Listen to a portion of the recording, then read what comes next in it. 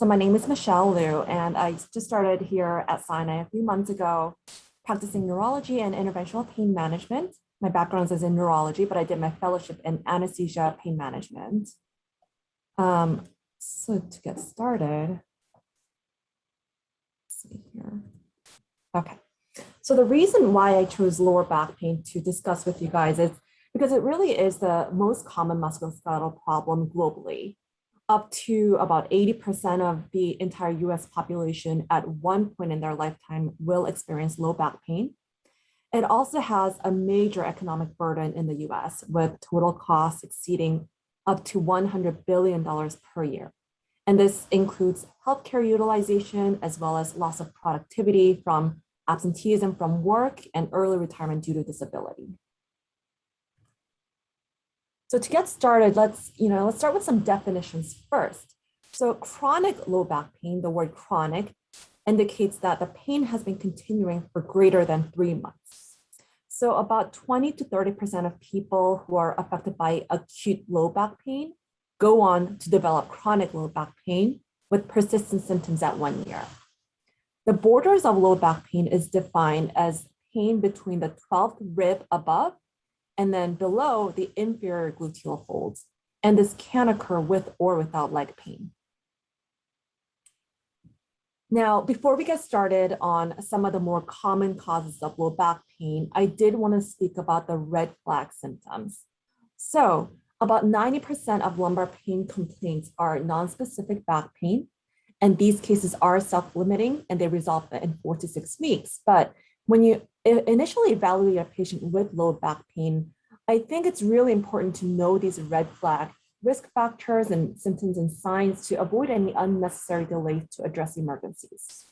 So obviously with our patients who are immunosuppressed, who are IV drug users, and patients with fevers, we worry about things like infection or malignancy. And we also worry about infection in patients who've had recent injections or surgeries. We also worry about spinal hematomas in this population, especially if they've had any anticoagulation or antiplatelet use. Trauma history, we should also worry about spinal hematoma, but also about fractures. Now, when we discuss worrisome signs, remember how the lumbar spine is structured anatomically. So I have a little diagram here for you. So as you can see, we have if you guys remember from med school, we have the L1 and L2 is usually where the conus medullaris is and where the cord ends in an adult. So anytime you have upper motor neuron signs, you think about lesions that could be affecting anything above that level. Anytime you have lower motor neuron symptoms, you think about things like, cauda equina or nerve root problems. So for example, upper motor neuron signs tend to be increased tone or increased reflexes or weakness, whereas lower motor neuron signs include decreased tone, decreased reflexes, and weakness. So with that in mind, let's go over some of these signs and symptoms that may be red flags. So we have reduced anal sphincter tone. So in reduced tone, you worry about things like cauda equina syndrome, because it's a lower motor neuron finding. We have, when you have somebody with hyperreflexia, especially if it's asymmetric, you think about cord compression. If you have somebody with hyporeflexia or areflexia, you think about nerve root compression, as well as cauda equina syndrome. I do want to just point out, with like my years of experience, when we think about upper motor neuron signs, we do think about hyperreflexia, but in the very, very acute setting, they can present with areflexia or hyporeflexia. Any type of muscle weakness can indicate either upper motor or lower motor neuron signs. And saddle anesthesia, we commonly think about cauda equina syndrome. Now, after you've ruled out these red flag symptoms, we're left with the more common causes of lower back pain. And these are the 4 of the most common types that you'll see either inpatient or outpatient. And we'll talk about each one of them today. So the first major category is the myofascial lower back pain. So the most common history that these patients will present with you will be aching or soreness, MSK type of pain, more so rather than neuropathic type of pain. They may have had a recent history of back strain, whether it's at the work, gym, or poor posture. A lot of deconditioned patients are prone to this, And I do think of this diagnosis as the leading cause in my younger population, more so than some of the other, other type of lower back pain that they might have. Although this is a very common problem in our elderly patients as well. As you can see from this diagram, there's so many different muscles around the back that it may be really difficult to ascertain exactly which muscle it is. However, generally, pain that's a little bit more lateral from the axial area tends to be more commonly myofascial. You may actually be able to feel trigger points, which are defined as hyperirritable spots or a palpable nodule in the taut bands of skeletal muscles fascia. And oftentimes, direct compression or muscle contraction of these muscles can elicit a local twitch response or local tenderness, even erythema, or behavioral response. These patients may actually get referred pain, which can kind of complicate you trying to figure out what's really going on. There aren't great tests to confirm myofascial pain in the lower back in terms of imaging, but it's really, if you do get imaging like x-rays or MRIs, it's to rule out other pathologies. As for treatments, we need to minimize these painful trigger points as much as possible. And the best thing that you can do is physical therapy with stretching of the muscles. After you've adequately stretched the muscles so that their trigger points are minimized, then you can work on strengthening of the muscles afterwards. I wanted to talk to you guys a little bit about muscle relaxants. So we have many on the market. My favorite to use is tizanidine. I know that some insurances will give you a hard time in giving tizanidine, so you may be stuck with using things like Lexerol. Personally, I only give about 2 weeks worth of medications for these kind of pain. There are some patients who find the sedating properties to be beneficial to allow them to sleep at night, but I find that the risks really outweigh the benefits in terms of long-term muscle relaxant use. Remember also that a lot of these muscle relaxants are on the De Beers list for our geriatric patients, except for tizanidine. But regardless, our elderly populations will need to be careful of side effects, whether it's cholinergic side effects or dizziness or hypotension. Now, let's say that you really tried with physical therapy and Nsaids and what have you, and these trigger points remain and are still painful. This does occur in a lot of our populations, and these trigger points can actually be injected with a local anesthetic and or a steroid. So the thought behind using local anesthetics and steroids are that both of these agents are myotoxic. So while the local anesthetic will help feel pain relief for a day or two, they actually continue to work at the trigger points for several weeks after, even months, to help break up these trigger point nodules. The steroids obviously help to decrease inflammation and is also myotoxic. So the picture on the right here is an example of an MRI that demonstrates the myotoxic effect after trigger points of paraspinal muscles. Personally, I like to inject the trigger points about every 3 months or so, and then to minimize the side effects from long-term steroid use, I'll really only offer the steroid injections if they really want it like every other injection. There's a lot of different techniques you can use, such as fanning, dry needling, high volume, but really evidence shows, and my personal experience is that when you're really in that trigger point itself at its maximal intensity, and you take note of the angle of the finger that produces the most pain, and you direct your needle in that angle, this ensures you're really in the trigger point and they really get good pain relief afterwards. As always, we must obtain consent and the side effects that can happen. Anytime that you take a needle to a patient, there are 3 major side effects to note. Number 1, you have bleeding. You want to minimize it with using things like 25 or 27 gauge needles. No need to stop aspirin or AC for trigger point injections. Number 2, we worry about infection, so make sure you use a sterile technique. I always use sterile gloves and thoroughly clean the skin prior to the injections. And number 3, worry about damage to the organs around the area. So keeping in mind with trigger points, you have to note where the lungs are, where the nerves are, where the nerve roots, blood vessels, and what have you. Review allergies and A1C, and if somebody has an A1C of greater than 7, I don't do steroid injections at all. Allergies to local anesthetics is extremely rare, and usually any kind of adverse reaction is due to like the epinephrine that's used with the local, or like toxicity from the local effect from using too much of it. So that's it for myofascial lower back pain, and we'll direct our attention to something called facet arthropathy and spondylosis. This is a very common cause of back pain, and this is basically just like arthritis of the back. So as you can see, in the back, we have the superior articular process and the inferior articular process. And in between those two, you have something called the facet joint. Now you can get arthritis of the facet joints, as you can see in the picture below. And just like any type of joints in the body, like the knee, hips, shoulder, it can cause aching type of pain. On history taking, again, aching, kind of more MSK type of feeling, not so much with neuropathic type of pain with facet arthropathy. You want to look for axial low back pain, meaning it's really pretty well centered along the midline of the spine and not too lateral or down the leg. As I mentioned, you'll have aching and soreness, but especially so when the patient twists to the left or to the right or even backwards, because these movements really stress the facet joints. Just like other types of arthritis, facet arthritis can be relieved somewhat with Nsaids. So on physical exam, you want to first palpate the facet joints. And as you can see, it is very, very close to the midline of the back. It's really just next to the spinous process. If this reproduces a pain, this is supportive of the diagnosis. But we do have other maneuvers, such as the Kemp test, which can help you with the diagnosis.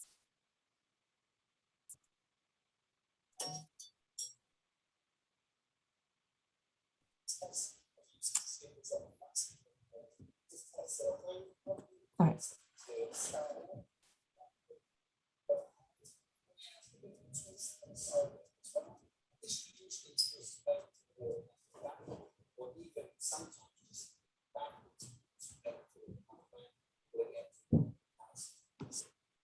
So the Kemp test can be done seated or standing.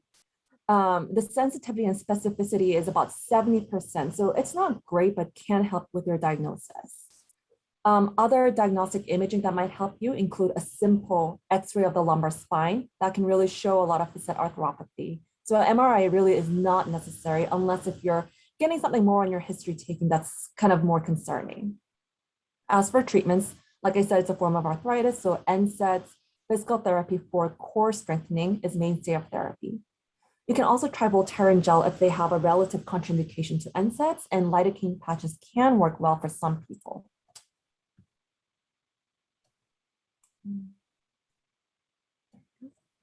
Okay, and if despite your best efforts with physical therapy and Nsaids and topical creams, the patient continues to have pain, there are interventional procedures we can offer.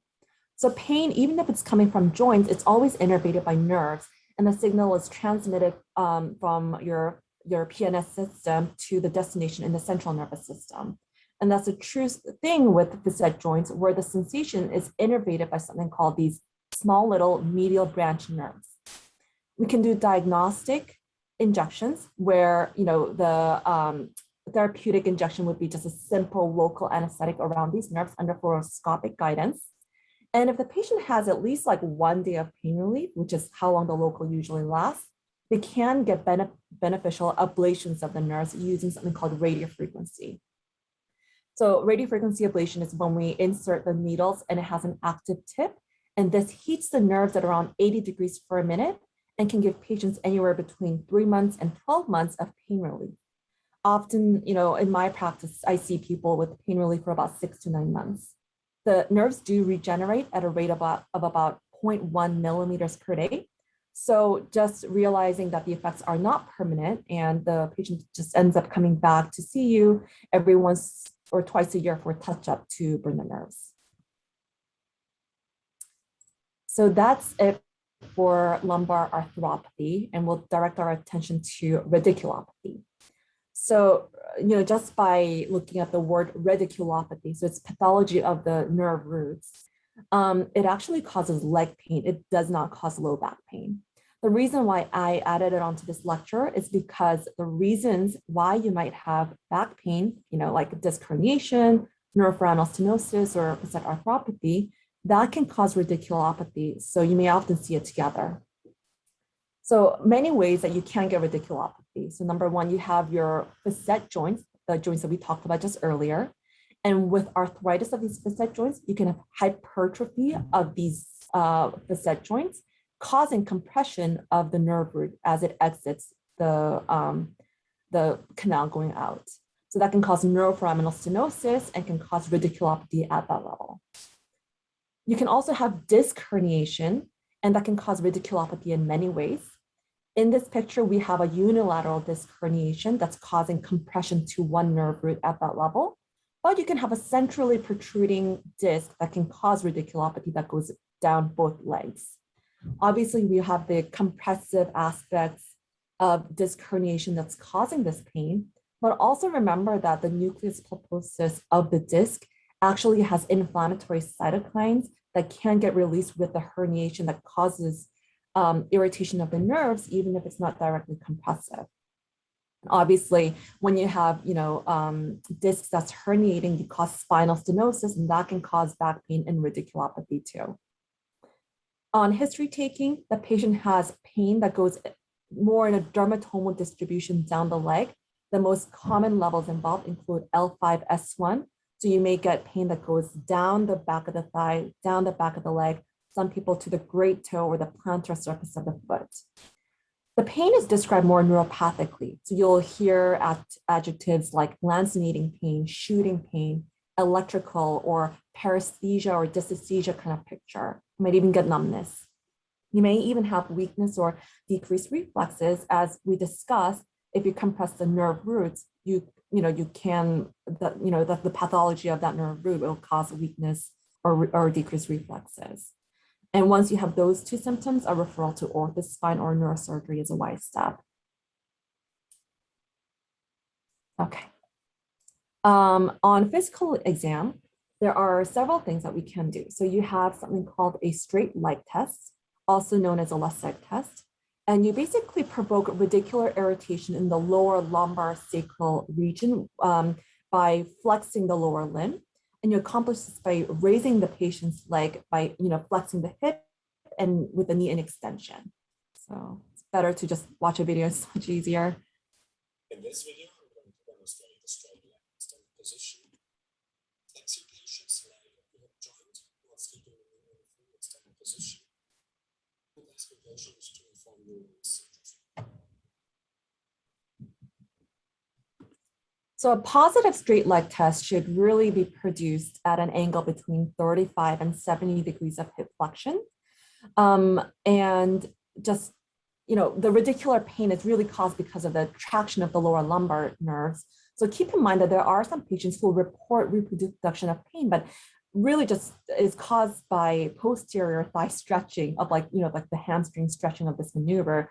So you really have to ask them and differentiate that pain from this neuropathic, radiculopathic shooting pain that goes down all the way down the leg, because a posterior thigh pain after a straight leg test is still considered negative. So we talked about a straight leg test and how that can reproduce the pain with traction to the lower lumbar nerves. Now, what about the patients who have dermatomal involvement more in the L2, L3, or even L4 region, where a straight leg test wouldn't be able to cause traction to these nerves? So you have something called a femoral nerve stretch test.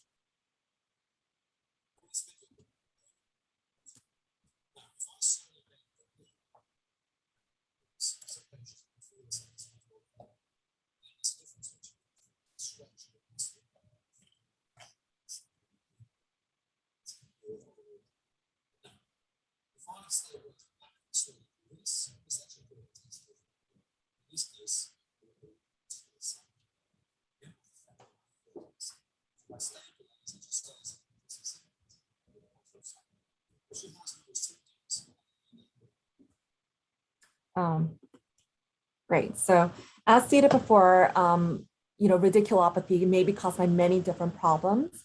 So when you're thinking about imaging, you do want to kind of get a sense of whether it's more an arthritic problem, then you'll be more inclined to get an X-ray lumbar spine. If it sounds more discogenic, then you might be thinking more MRI. Obviously, neuroforaminal stenosis from osteophyte arthropathy can be detected on both lumbar X-rays and MRIs of the lumbar spine. Disc or soft tissue or any kind of inflammatory problems that's going on, you will need an MRI of the lumbar spine.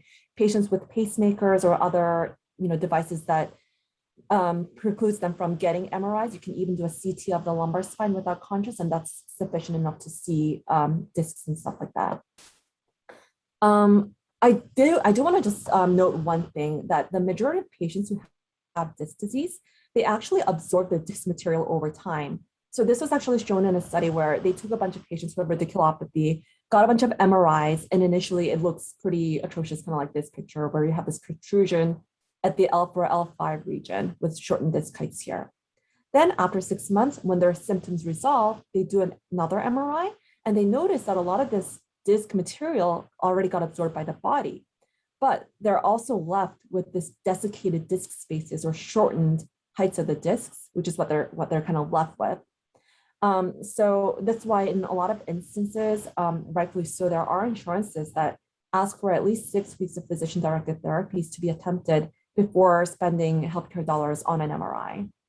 During these months, though, the patients may be in excruciating pain, and we will need to treat it with the following therapies. So physical therapy is very helpful because it helps them with core strengthening. They may perform some lumbar traction that helps open up the neuroforaminal stenosis, and they may help with strengthening of any weakness that may be due to nerve root compression. The therapist may also show different lifestyle modifications to minimize chances of worsening of disc herniation, and they may happen to help with myofascial pain that can happen with these compensatory mechanisms from radiculopathy. For radicular nerve symptoms, there are many different medications that we use, such as our calcium channel blockers, and examples include gabapentin and Lyrica. You can also try antidepressants like the TCAs, amitriptyline, nortriptyline, or duloxetine or Cymbalta. Keeping in mind that Cymbalta and duloxetine is also an antidepressant that have an FDA approval for chronic low back pain as well as neuropathic symptoms. In my personal experience, though, patients with underlying anxiety and depression tend to do much better with like TCAs and SNRIs rather than patients who have no other psychiatric comorbidities and just radiculopathy alone. You can also try using sodium channel blockers if they haven't found any of the gabapentin or the antidepressant to be helpful. Some of the examples include obviously lidocaine patches, but also things like lamotrigine, oxcarbazepine, or carbamazepine can be helpful for this radicular symptoms. If PO medications and physical therapy do not prove to be useful for your patients, the patients can undergo epidural steroid injections. So there's various many ways to do them. I'm not going to belabor you on how these work. There's interlaminar approaches, there's caudal approaches, and transforaminal, and all of this depends on the MRI findings and what the symptoms that the patient has. So I wanted to discuss at the very last disorder is the sacroiliac joint dysfunction. It is also another really common reason for low back pain. So the SI joint is a joint between the sacrum and the ilium bones of the pelvis, as you can see right here in this AP view. On history taking, the patient will complain of low back pain, again, sharp, aching, pressure. This kind of pain, very common for other types of arthritis. There's really no specific parts in history taking that you should be looking out for this disease, unfortunately. And again, the physical exam is also not very sensitive, nor is it very high in specificity. That's why we often use at least 2 of the following exam maneuvers. So the first exam maneuver I usually do is I palpate the SI joint. So this is the spinous process of the lumbar spine, and this is the PSIS and the iliac crest. So when you palpate the SI joint, which is more lateral and inferior to the lumbar facet, I like to compare and palpate the lumbar facets at 2 different instances and ask them which one produces more pain.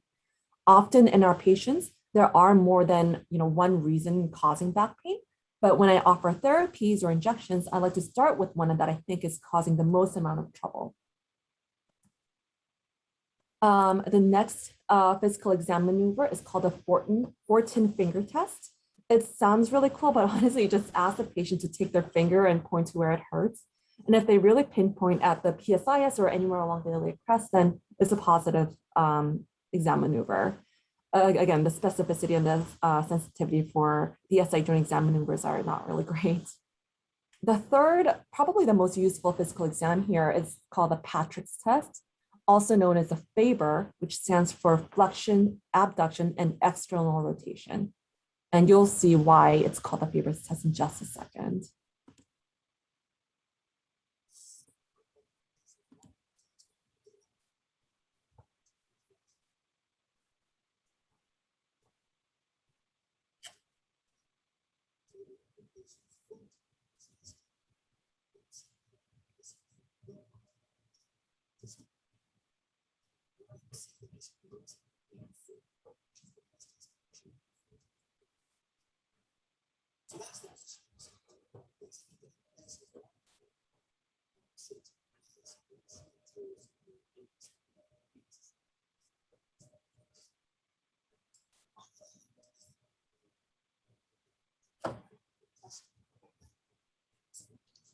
We can't really hear the volume of that, Dr. Liu.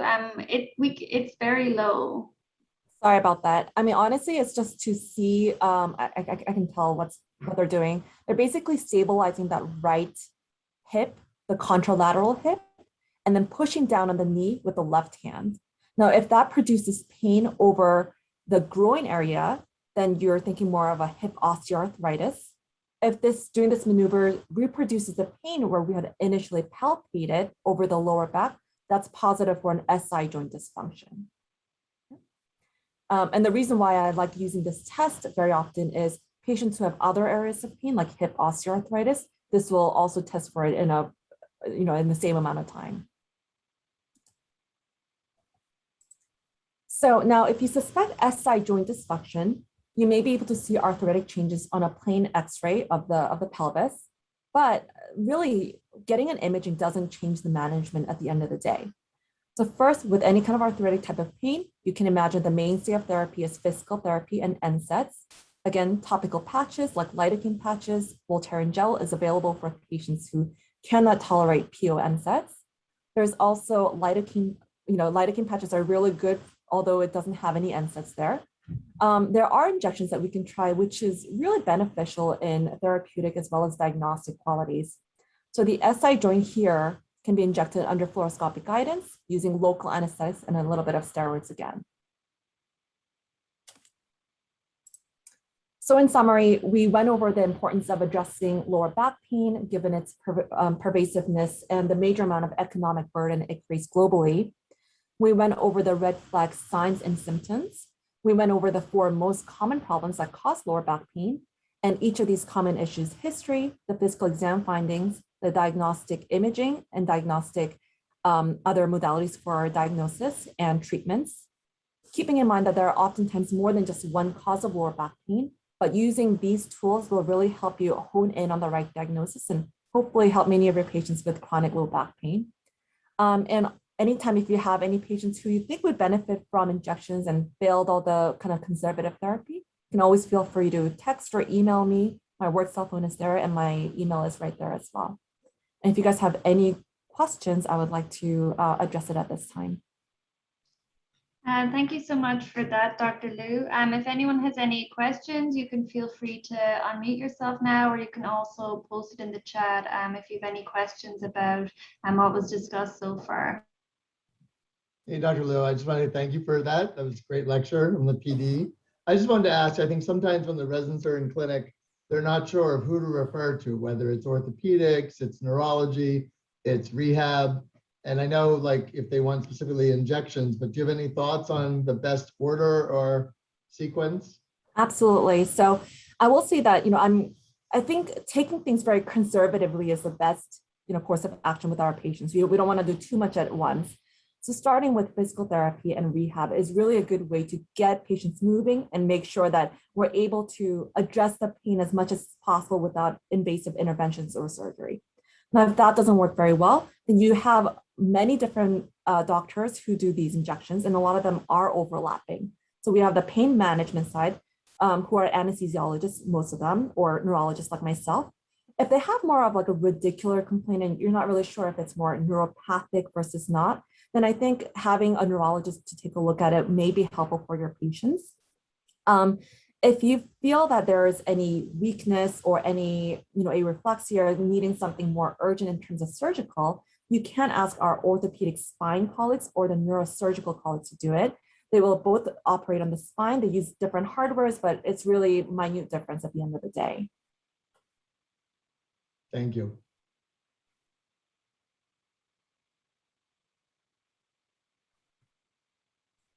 Are there any other questions or any thoughts? Dr. I had a question. I've had like patients and especially people in my own family who ask about like back pain, and they go to like chiropractors. How does that kind of tie into your practice, and what's your view on that when patients ask us if they should see a chiropractor, or what's your experience like that? Sure, yeah. I will say that, some chiropractors use some, osteopathic maneuvers or do, like lumbar traction, which has been shown to be helpful for myofascial pain as well as radicular pain. The one area that I get very anxious about is when chiropractors work on the neck, just because maybe I'm a neurologist, so I see a lot of, vertebral dissections when I was practicing as a general neurologist. So that can be very problematic. So if it's like a lumbar spine or if it's somewhere else in the spine, then, I think it's okay to go for it if they've had good success. If they really haven't had success despite doing it for a couple of times, then, maybe chiropractor is really not the way to go. In kind of related to that question, as well as acupuncture is something that I get asked about a lot. There are good evidence showing acupuncturists to help with certain types of pain. Not all of them have been conclusive, but things like headaches, lower back pain, osteoarthritis of the knee, they've all been proven to be helpful, at least in some way. But in terms of specific, myofascial pain or facet arthropathy, there really isn't great evidence for acupuncture in those areas. Thank you. Thanks for the question.